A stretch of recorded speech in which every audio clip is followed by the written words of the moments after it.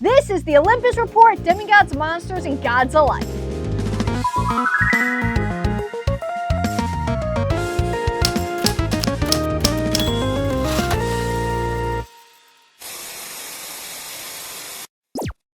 Interesting is just one way to describe this tap-dancing, gum-chewing demigod. Here's a character breakdown.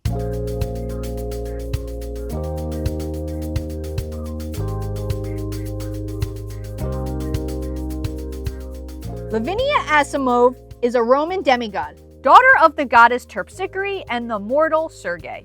Lavinia is described as a gangly teenage girl with dark hair that she dyes pink, along with her eyebrows, and she has brown eyes. She has long limbs and a neck that, according to Apollo, makes her look like a baby giraffe. She wears a Star of David pendant around her neck. She also really likes gum and is almost always chewing a piece. Lavinia is shown to be laid back and easily distracted by personal thoughts when on duty. However, she is clear-headed when needs to be. Lavinia is also shown to be nervous in combat. But when Caligula and Commodus attacked New Rome, she became more leader-like and leads the Dryads and Fauns into attack. Lavinia was born to Sergei, a well-known Russian ballet dancer, and Terpsichore, a muse of dancing and choral songs. She was also raised in a religious Jewish home. When she had her bat mitzvah, Lavinia took a girl as her date, much to the confusion of her rabbi. She also wanted to study tap dancing rather than ballet, much to her father's dismay. Lavinia would eventually make it to the Wolf House to be trained by Lupa and would survive, thus making her way south to Camp Jupiter in San Francisco Bay to enlist in the Legion. She was placed in the 5th cohort. She would sneak away from camp from time to time to explore and learn the surrounding areas or spend time with the local nature spirits. This habit led her to learn about multiple secret passageways in and out of camp. After Apollo and Meg McCaffrey crash their hearse while being chased by Eunomos, she and some nature spirits go over to help. She manages to kill the monster with a shot to the chest using her Mana Ballista. After another monster appears, so she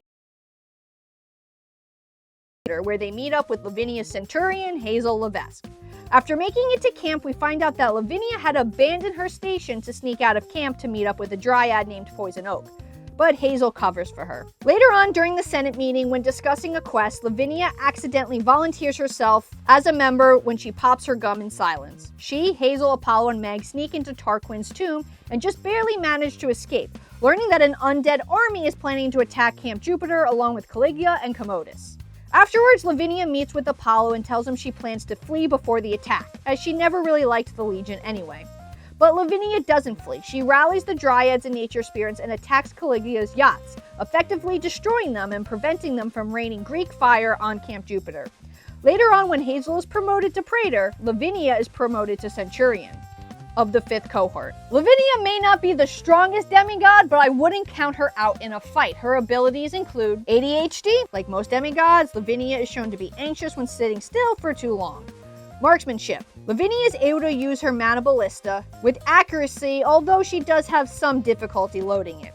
Deduction skills. Lavinia has great deduction skills. Leadership.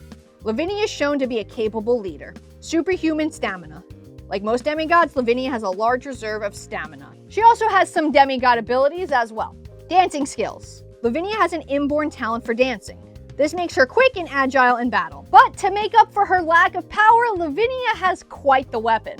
Her Mana Ballista. Lavinia has an Imperial Gold Mana Ballista. She also has the Shoes of Terpsichore, which she found on Caligula's yacht. Lavinia may come off as cold and uncaring, but it's actually quite the opposite. She has a big heart and cares about her friends. We see this when she stays by Don's side as he passes on, crying for the fawn. Lavinia may not follow orders, but to me, this is her biggest strength. Lavinia doesn't think like a typical member of the Legion, and because of this, she's able to outsmart and outthink the enemy. And she's often in the right place at the right time. If she hadn't deserted her post, Apollo and Meg probably wouldn't have made it to Camp Jupiter. Like I said before, Lavinia often acts like she doesn't care, but she does. Her biggest moment where she proved to be a true hero is when she stayed. She could have left, but instead she rallied the nature spirits and attacked Caligula's yacht, catching him off guard and destroying them. If Lavinia didn't destroy the ships and the catapults, they would have destroyed Camp Jupiter and New Rome,